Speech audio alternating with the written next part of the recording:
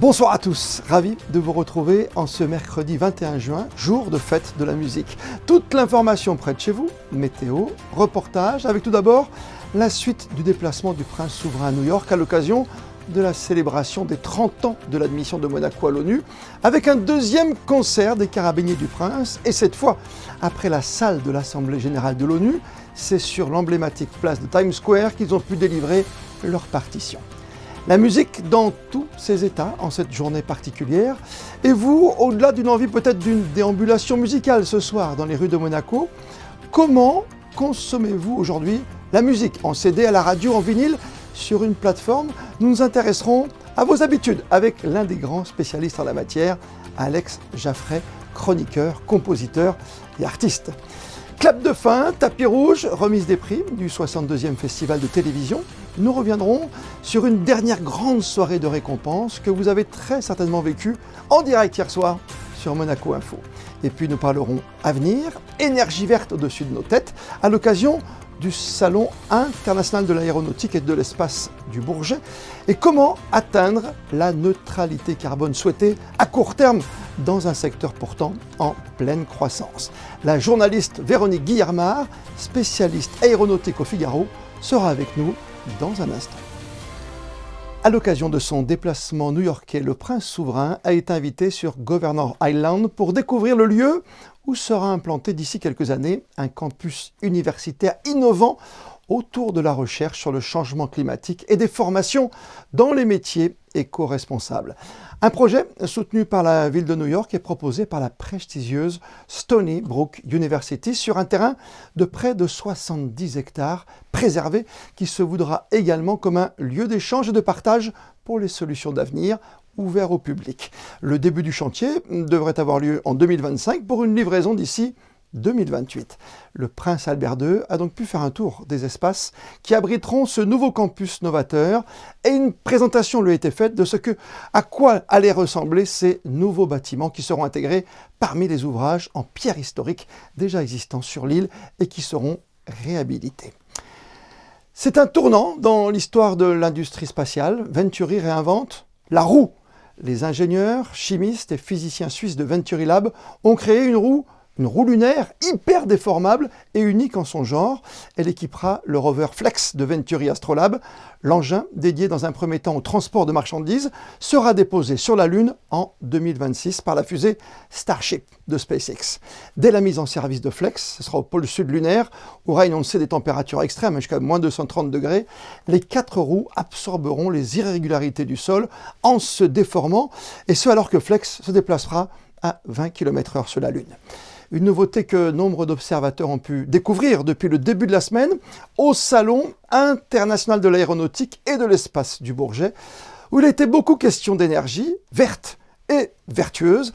Et avec nous ce soir, la spécialiste aéronautique au Figaro, Véronique Guillermard. Bonsoir à vous. Bonsoir. Et pour planter ensemble le décor ce sour, une question qui revient souvent en ce moment. Peut-on concilier croissance soutenue et neutralité carbone dans le domaine de l'aviation? C'est un drôle de paradoxe aujourd'hui en tout cas, non? Je pense que ça doit fonctionner ensemble désormais. Il y a pendant des décennies, on ne parlait que de croissance, on était en pleine démocratisation du transport aérien pour que le plus grand nombre puisse voyager, les compagnies low cost, les prix de billets d'avion très bas. Mais aujourd'hui, on a une attitude beaucoup plus responsable, que ce soit certains citoyens, surtout en Europe, mais aussi toute la filière aéronautique qui a bien compris que son avenir passait par la décarbonation si elle veut continuer à croître. Donc, c'est important de dire qu'il faut conjuguer les deux, croissance et décarbonation, et pas les opposer. Concrètement, on est en train de travailler, ça c'est clair, sur un avion totalement électrique à l'image d'Airbus. Oui, alors il y a beaucoup de nouvelles technologies qui sont en train de mûrir actuellement pour effectivement les embarquer à bord des avions de nouvelle génération qui seront lancés à la fin des années 2030. Donc il y a plusieurs technologies sur la table qui correspondent à des avions différents. Donc il y a effectivement l'électrification avec des propulsions électriques, hybrides, mais plutôt pour des petits avions jusqu'à à peu près 400 km avec 19-20 passagers. En revanche, pour des avions de ligne tels qu'on les connaît aujourd'hui, il faut passer par d'autres technologies qui amènent beaucoup plus de puissance et d'énergie vers le moteur, parce qu'évidemment, c'est des avions plus gros, donc il faut quand même faire décoller cette masse. Donc là, on travaille sur les carburants d'aviation durable. Il y a de gros progrès qui ont été faits, hein. Les avions qui sont en service aujourd'hui peuvent déjà intégrer un mélange 50% kérosène, 50% carburant d'aviation durable. Et puis, bien sûr, il y a la voie que suit notamment Airbus, hein, de l'hydrogène, puisque Airbus va être le premier constructeur mondial à mettre en service le premier avion de ligne à hydrogène en 2035. Enfin, c'est l'ambition. D'accord, l'hydrogène, c'est tout de suite, les carburants de synthèse pour plus tard, et l'hydrogène, c'est peut-être. Non, je dirais que c'est l'inverse. D'accord. On a déjà des petits avions qui volent à l'électricité. On l'a vu comme avec le Prince par Albert exemple, ici. Oui, oui. voilà, il y a des tas de prototypes qui sont présentés au Bourget, même des avions qui sont lancés dans des campagnes d'essai en vue d'être certifiés, c'est-à-dire déclarés aptes à voler en toute sécurité avec des passagers. Donc, on commence par électrifier des petits avions. Les carburants durables, on en a déjà, mais pas assez en volume pour alimenter toute la flotte, mais ça commence. Alors, l'hydrogène, ça va être testé sur des petits avions, mais pour fonctionner à bord de gros avions, il va falloir attendre le milieu des années 2030. Ça a une échéance plus lointaine, mais c'est faisable. Et en matière de révolution verte, de décarbonation, on est toujours, pour beaucoup de pays, on est bien d'accord, sur une échéance à 2050 ? Alors, c'est l'engagement qui a été pris par la filière aéronautique, par les compagnies aériennes. Elles l'ont proclamé depuis 2 ans maintenant. Donc, c'est la neutralité carbone d'ici à 2050, mais on va y aller par étapes. On l'évoquait tout à l'heure en propos liminaire avec cette nouvelle roue de Venturi pour rouler sur la Lune en 2026. Dans toutes les innovations aperçues à l'occasion de ce salon de l'aéronautique et de l'espace au Bourget, quelle trouvaille, quelle création vous a le plus épaté ? Peut-être que je retiendrai cette exposition qui est la première du genre dans le cadre du Paris Air Mobility, une exposition de taxis volants. Donc, c'est des petits aéronefs hybrides ou électriques à décollage et atterrissage vertical qui peuvent emporter entre 2 et 6 passagers. Donc, c'est du taxi volant. Oui. Et donc, pour la première fois, il y a 7 modèles qui sont exposés. C'est parmi les projets les plus aboutis dans le monde. Et en particulier, on pourra voir en démonstration de vol, c'est le seul qui va voler, le Volocity de la start-up allemande Volocopter. Pour rappel, le Volocity, c'est le taxi volant que la France va mettre en service à Paris pendant les JO, pendant les Jeux Olympiques, première mondiale. Merci d'avoir été notre invité ce soir sur Monaco Info. Bonsoir. Les sports, et on vous en parlait hier soir, le premier Monaco Water Games se prépare. Toute l'équipe de l'AS Monaco Rugby et son président Thomas Riquet attendent petits et grands les 12, 13 et 14 juillet prochains pour 3 jours d'essais, de plongeon et de transformation dans l'eau devant le Yacht Club de Monaco. École de rugby, découverte, tour d'entreprise, star de l'Ovalie, match de légende, tous les détails sur le site du Monaco Water Games. La première médaille d'or de la délégation monégasque aux Jeux mondiaux spécial olympiques à Berlin, elle vient de l'athlétisme. Rabab Bechti a décroché l'or sur 200 mètres après une course idéalement maîtrisée. Et forcément, il y avait beaucoup d'émotions à l'arrivée. C'est le plus beau rêve qu'on peut réaliser. Et ça paye après le travail. Hier soir, en principauté, a eu lieu la cérémonie de remise des prix du Festival TV. Et avant cette grande soirée de gala présidée par la princesse Charlène, que vous avez pu suivre en direct sur Monaco Info, le célèbre défilé de stars sur le tapis rouge, un moment qui permet aux fans de rencontrer leurs stars préférées. Julien Timothée Alix et Émilie Flamin y étaient. Du monde, il y en avait sur le tapis rouge de clôture du festival. Acteurs, influenceurs ou stars de la musique, la princesse Charlène était également là pour remettre la nymphe d'honneur au scénariste et producteur Howard Gordon. L'équipe du film Le Colosse aux pieds d'argile ne le savait pas encore, mais 1 heure plus tard, ils ont été récompensés pour le prix du meilleur film et celui spécial du jury. On peut se sentir que bien quand on est invité sur un tel festival. C'est déjà une victoire d'être sélectionné. Mais la plus grande victoire que nous pouvons avoir, c'est déjà que le film a été diffusé sur TF1 et il a libéré des centaines de paroles. On va faire un deal. Tu parles et moi je brise le silence. De son côté, la distribution de la série Ten Pound Poms a également foulé le tapis rouge avant de recevoir le prix de la meilleure série. And I do not regret it, not for one second. it's a pleasure to be here, so Yeah. thank you for having us. Yeah, really great to be here. Really excited. Everyone looks amazing. Yep. Monaco's been stunning, and it's Yep. just great to hang out and catch up with everyone. Mais que seraient des stars sans leur public qui, en plus de décerner un prix au film The Seed, étaient bien présents aux abords du tapis rouge et certains n'étaient pas à leur coup d'essai. Ça va faire 9 ans. Moi 12. Et moi 7. Ça donne les frissons et non, j'adore. Enfin, c'est qu'une fois dans l'année donc. Pour rencontrer nos stars préférées et pouvoir voir les gens qui nous inspirent au quotidien à travers les séries et les films et tout ça. Club de fin. Pour ce 62e festival de la télé qui a encore fait carton plein. Et à New York, dans la continuité de la célébration des 30 ans de l'admission de Monaco au siège des Nations Unies, Alexandra Pani s'est rendue à Times Square pour assister, après leur prestation à l'ONU lundi soir, au concert en plein air de l'orchestre des Carabiniers du Prince.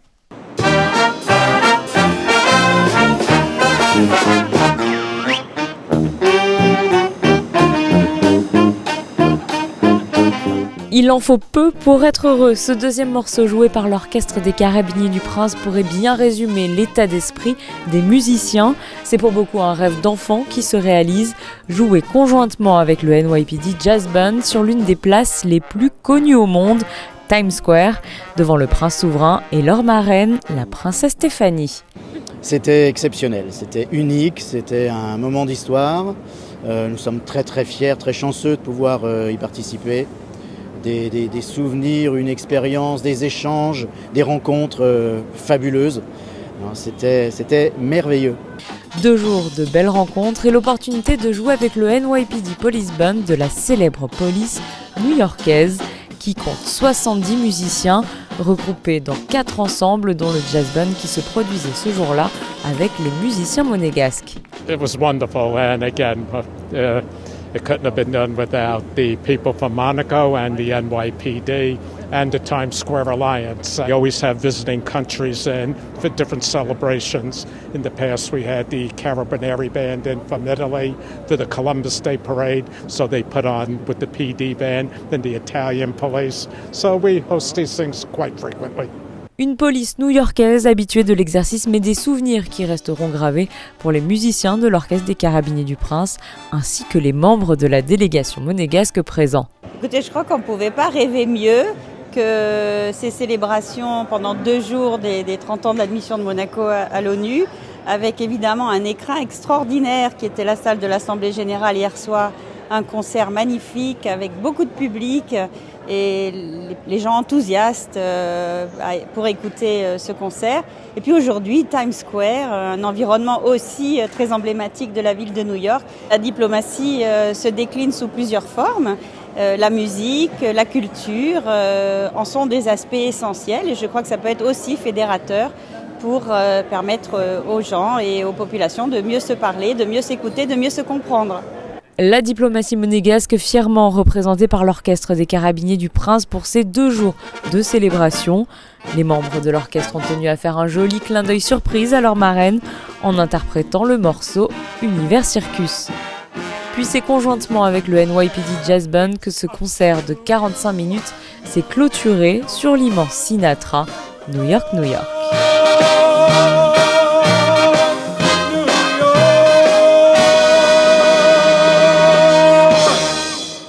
La musique à l'honneur aujourd'hui avec la traditionnelle fête de la musique, l'occasion chaque année de s'offrir une petite balade à l'écoute de musiques diverses et variées, d'une grande scène de stars à de tout petits tréteaux découvertes. Il y en a, comme à chaque édition, pour tous les goûts. Et justement, comment consomme-t-on aujourd'hui la musique après la fin du vinyle et celle programmée à court terme du CD? Le chroniqueur de France 2, Alex Jaffray, est avec nous en duplex ce soir. Bonsoir à vous. Bonsoir. Intéressant avec vous, l'homme de télévision, compositeur bien sûr, interprète aussi, surtout artiste. Vous serez d'ailleurs au mois de novembre, hein. En principauté, on en reparlera bientôt pour jouer encore votre spectacle. Alex, on est le jour de la fête de la musique, Alex Jaffray, comment consomme-t-on finalement toutes ces musiques aujourd'hui? C'est toujours 70% en voiture à peu près, ou c'est un peu en faisant la cuisine ou le ménage? Non, c'est vrai que la voiture, enfin pour ceux qui ont des voitures, le problème c'est que la vente de voitures descend aussi, donc l'écoute en voiture descend de même. Non, c'est vrai que l'écoute se fait beaucoup sur des plateformes. Ça, c'est plutôt pour la jeune génération. la génération comme nous de gens qui ont payé en francs, voire en écus, hein, peut-être, parfois même, ont tendance à privilégier le support physique. Le CD a encore pris une claque, par exemple, je sais que j'ai discuté avec des gens d'Universal qui me racontaient que en décembre, ils ont encore vu les chiffres pour Noël, parce qu'évidemment à Noël c'est là où on vend des coffrets CD. Ils ont encore vu les chiffres descendre de façon faramineuse. Donc, mais il n'y en aura plus bientôt de toute façon. Le CD, il n'y en a même plus dans les voitures modernes. Non, le CD sera passé. Le vinyle a un effet de mode où je ne sais plus. Il y a une étude aux États-Unis. Je crois que c'est 47% de gens qui achètent des vinyles n'ont pas de platine vinyle. Ça veut dire qu'il y a une vraie différence, un choc de génération aujourd'hui. Clairement, je vois, ma fille a des vinyles accrochés à son mur, mais écoute sur Apple Music des titres, voilà. Et le pire, c'est que c'est même pas sur Apple Music, c'est que la vraiment jeune génération, ma deuxième fille a 16 ans, et en fait, ils écoutent des musiques sur TikTok, c'est-à-dire ils écoutent des musiques de 20 ou 30 secondes, dont ils n'ont même pas le nom de l'artiste ni du titre, et ils se disent ah ouais, ça c'est super, et un jour ils le Shazam, ils l'écoutent, et il y a un côté extrêmement éphémère, et surtout, imaginez que TikTok soit finalement la plateforme qui soit la plateforme de curation de toute une jeune génération pour écouter les titres. Et vous travaillez aussi pour une agence qui s'occupe justement de gérer ces petites musiques, dans la pub par exemple. Alors sachez, cher ami, qu'il n'y a pas de petite musique. J'adore. Vous avez raison. Jamais. Vous avez raison. Il n'y a que des grandes musiques. Oui, on a la chance de faire beaucoup de musique de pub, d'habillage pour la télévision. Vous voyez Scène de ménage par exemple. Voilà, le générique de Scène de ménage sort de chez nous. L'habillage de TF1, France 2 et toutes les publicités Renault. Et on a tendance à utiliser beaucoup de ce vivier musical des années 80-90. Non mais ça veut dire qu'on est aujourd'hui dans une écoute de musique, vous l'avez dit, sur TikTok de 15-20 secondes pour ensuite acheter un disque et pas l'album qu'on avait nous à l'époque avec 12 titres. Alors d'abord, je pense que plus personne achète de disques. C'est ça qui est dingue, c'est que vous écoutez ces 20 secondes sur TikTok. Si jamais vous avez le courage, vous le chasamez. Ensuite, vous allez écouter sur Spotify ou Apple Music ou Deezer le titre. Et généralement, il y a peu d'appétence d'aller écouter ensuite le reste de l'album. Et puis il y a les séries aussi télé, on peut en parler parce qu'il y a des musiques à l'intérieur. On utilise beaucoup les musiques des années 80. On peut parler de Stranger Things, on utilisait par exemple les Clash en début. Et il y a eu un boom avec Kate Bush par exemple. Kate Bush, incroyable. Running Up That Hill, qui a été un succès, mais pas un succès planétaire, hein, qui a été un succès largement inférieur à Babushka ou Wuthering Heights, qui a été des très gros tubes pour elle. Et d'un seul coup, ce tube-là. Et ce qui est fascinant, c'est que moi, je prends l'exemple évidemment de mes enfants, mais qui d'un seul coup, je leur ai fait écouter Kate Bush. Et voilà. Et ils ont dit génial, mais c'est hyper bien. J'ai eu la chance, on parlait de Jane, de rencontrer Jane il n'y a pas très longtemps, qui pendant le confinement a ressorti les disques de ses parents de Kate Bush et ce qui l'a influencé sur son disque The Fool, qui est directement issu de l'écriture et de la composition de Kate Bush. Pour conclure, Alex Jaffray, vous, le compositeur, n'avez pas peur que finalement on ne crée plus rien parce qu'on parle de Kate Bush, on réutilise, on le voit par exemple à Monaco, on a un spectacle pour la fête de la musique qui est consacré aux années 80. On ne crée plus, on va chercher des musiques pour se faire plaisir, quoi, quelque part. Tout le monde faisait ça, Buxtehude citait Bach, et puis Mozart citait Mendelssohn ou je ne sais plus qui. Enfin, donc, je pense que ce sera sans fin. Et oui, c'est le principe de la musique, c'est un recyclage permanent, comme le texte. On pourrait se dire la même chose des livres, dire encore 1000 livres qui sont sortis ce mois-ci, mais qui peut raconter une autre histoire qu'on ne connaît pas? Et pourtant, je pense que, et dans la forme et à la différence des livres, je pense que les plateformes permettent d'aller écouter une niche. Ça veut dire que si vous êtes fan des chanteurs électro avec la moitié des cheveux rouges qui chantent en Botswana, machin, vous allez trouver votre bonheur. Ouais. Et je pense que c'est ça l'avantage des plateformes, c'est de pouvoir aller soit écouter des vieux trucs, soit écouter un truc hyper pointu qui n'aurait jamais émergé autrement. Et s'ils retrouvent au moins les artistes pour être complets, est-ce qu'ils récupèrent beaucoup d'argent comme un Goldman qui a beaucoup composé par exemple? Oui, le streaming, les ratios de rémunération pour les artistes sur le streaming sont parfois discutables. C'est vrai que le live reste la partie la plus. C'est pour ça qu'il y a autant de concerts en ce moment. Ah ouais. Le live reste la partie la plus rentable. Vous voyez, vous faites un Stade de France ou une arena à Nanterre de 40 000 personnes. Ça remplit. C'est plus rentable que la vente de CD. Alex Jaffray, on vous retrouve à la télévision bien sûr, sur scène avec votre spectacle Le Son d'Alex, d'ailleurs qui sera en principauté le 26 novembre, c'est bien cela, à 18h? Absolument, à l'Opéra Garnier dans le cadre du Festival de Jazz. Je suis hyper fier de venir jouer mon spectacle à nouveau. On y sera. Merci d'avoir accepté notre invitation ce soir sur Monaco Info. Merci beaucoup. La musique encore et toujours, avec le récital hier soir de Maxime Vengerov au Club des résidents étrangers de Monaco. Il était accompagné pour l'occasion de ses 2 filles, Elisabeth et Pauline. Le jardin animalier, qui porte depuis peu le nom de son fondateur, le prince Régnier III, consacre en ce moment une exposition à son amour pour les bêtes. Un événement qui s'ajoute à la liste des commémorations du centenaire de sa naissance.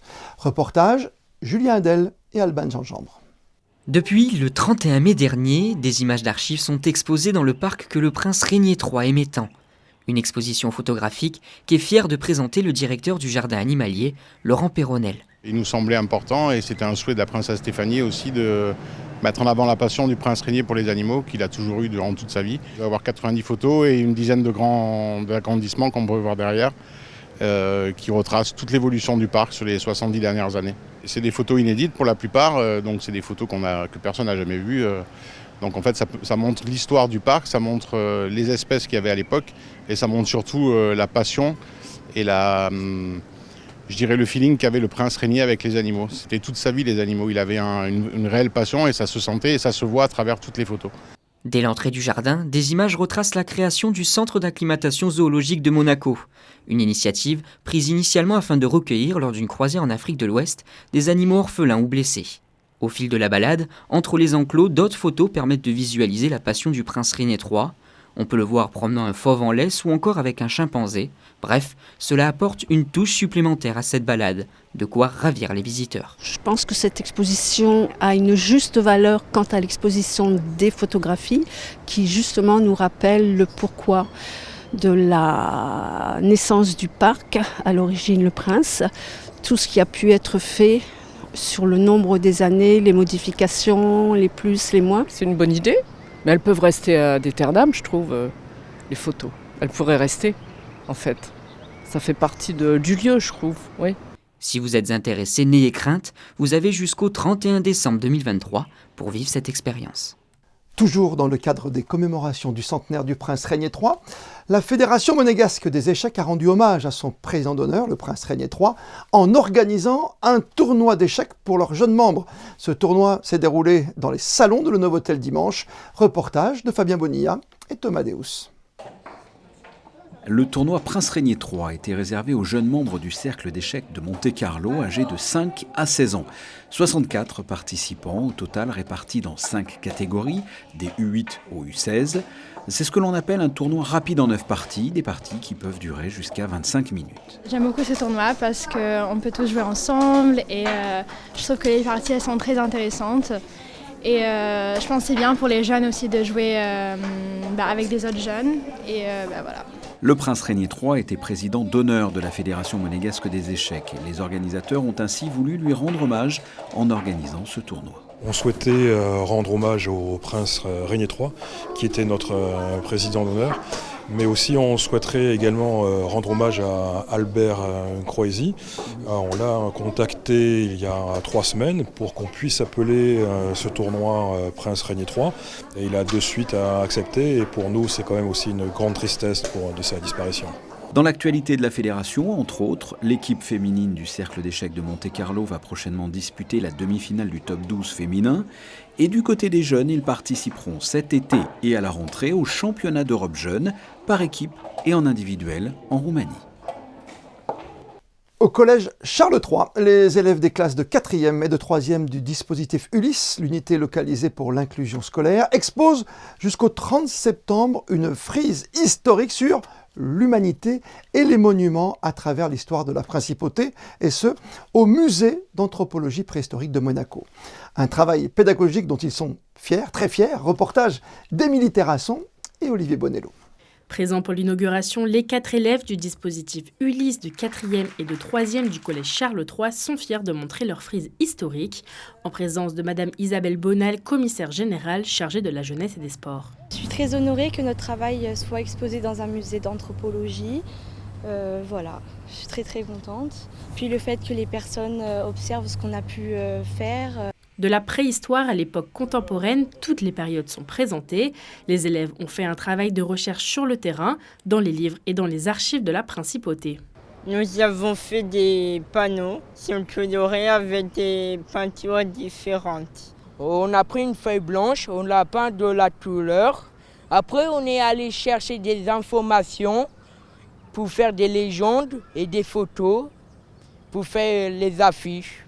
Imaginez aussi pour les autres classes, une version numérique est également disponible, un travail pédagogique construit du début à la fin par ces élèves. C'est vrai que pour des élèves d'une classe Ulysse, de réaliser comme ça un beau projet où on va en plus faire une exposition dans un musée, notamment le musée d'anthropologie de Monaco, je pense que c'est une certaine fierté pour eux et puis de pouvoir aboutir comme ça à une exposition.